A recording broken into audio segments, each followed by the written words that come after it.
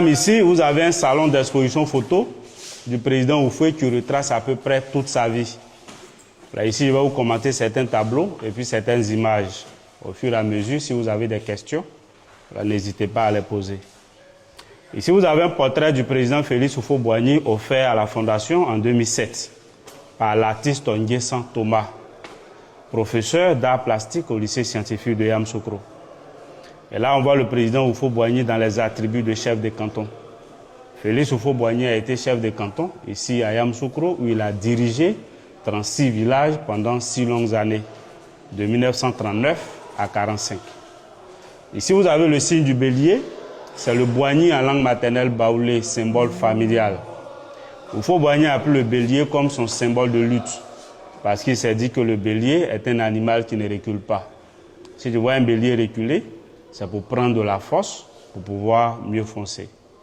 Et comme le gouvernement actuel voulant lui rendre hommage, Yamoussoukro est passé de la région des lacs à la région du bélier, depuis 2016. Ça vous dit.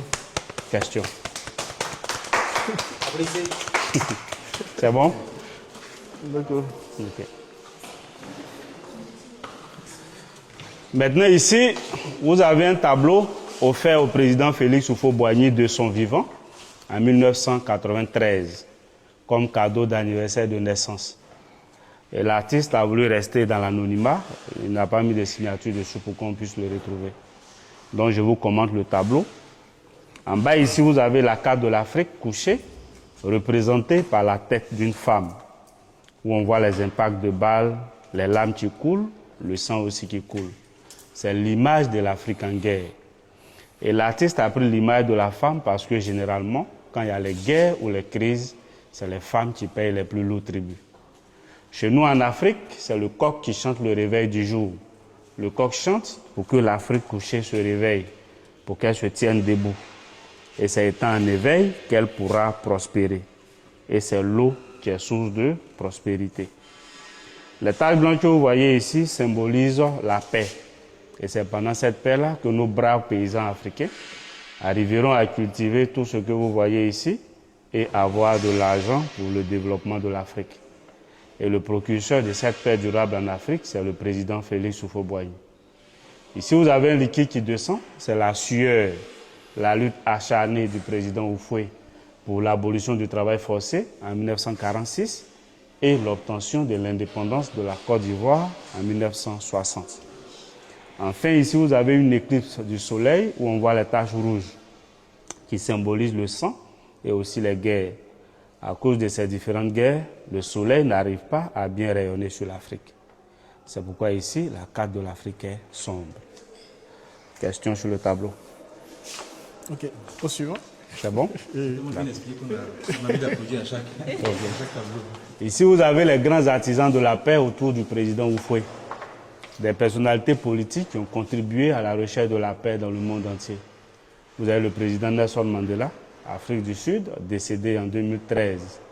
Mahatma Gandhi de l'Inde, mort assassiné en 1948. Le président Anwar El-Sadat, président égyptien, mort assassiné en 1981. Martin Luther King, États-Unis, mort assassiné en 1968. Et le président Houphouët, décédé en 1993. La colombe au centre symbolise la paix. Ici, vous avez Houphouët-Boigny avec la colombe, symbole de paix. Félix Houphouët-Boigny, grand artisan de la paix pour la Côte d'Ivoire en particulier et l'Afrique en général. Houphouët-Boigny disait ceci, et je cite, « La paix, ce n'est pas un mot, c'est un comportement ». Et Houphouët-Boigny disait que c'est dans la paix qu'on peut construire une nation. Et grand bâtisseur de la Côte d'Ivoire moderne, qui est représenté ici par le plateau, à la commune des affaires d'Abidjan.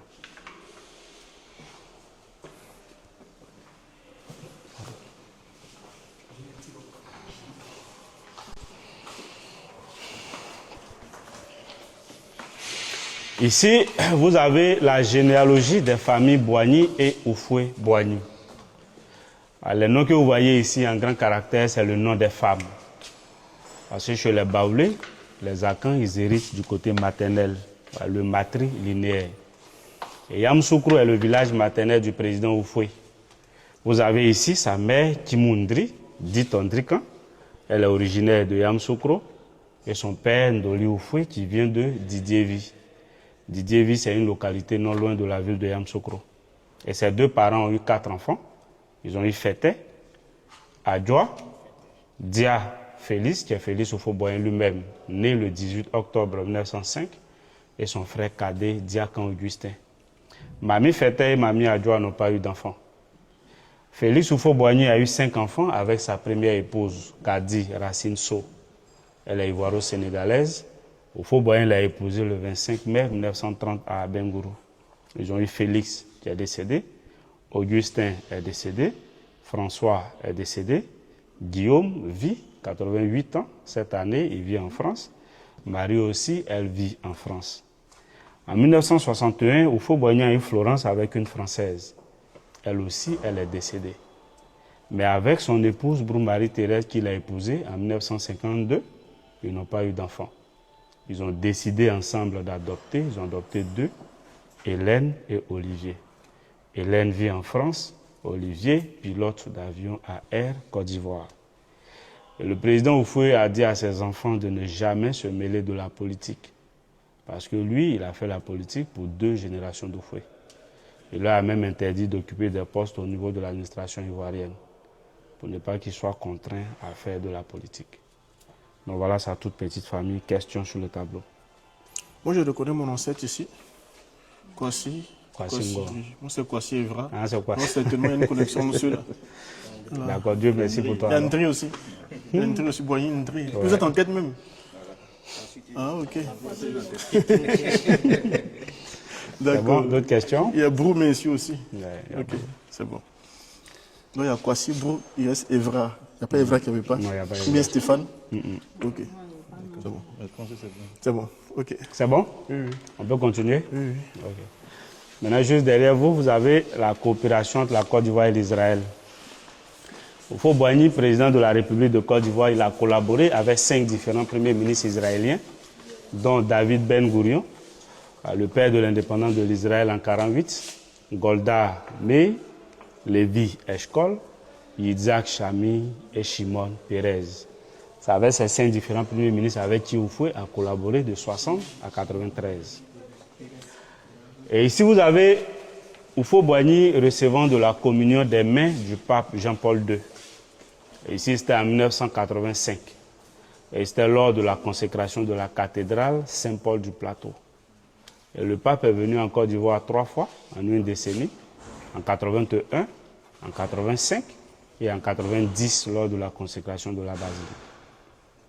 Et là, Houphouët priant à sa chapelle privée. La chapelle se trouve à l'intérieur de la clôture, se trouve sa résidence, ici à Yamoussoukro. Et c'est là-bas que le président Houphouët-Boigny faisait ses prières tous les dimanches lorsqu'il est à Yamoussoukro. Et la place que vous voyez se trouve juste au-dessus de sa tombe. Là où le président Houphouët a été enterré, il a construit la chapelle au-dessus du caveau familial. Un caveau qui compte 24 tombes, 22 déjà utilisées.